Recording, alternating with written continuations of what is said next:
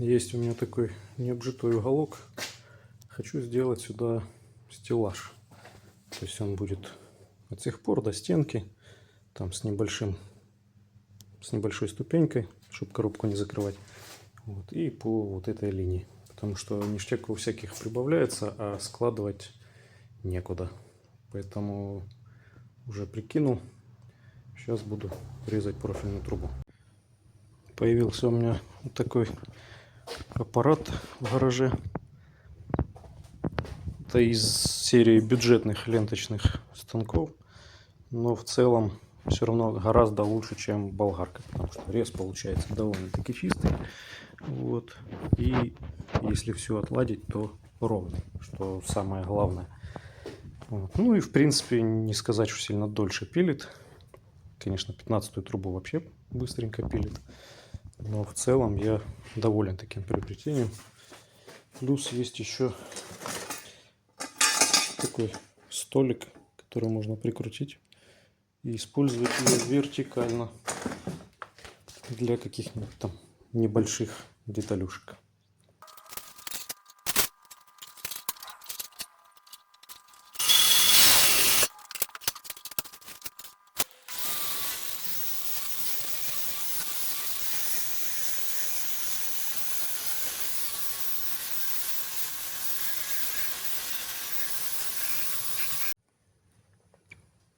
Нарезал трубы.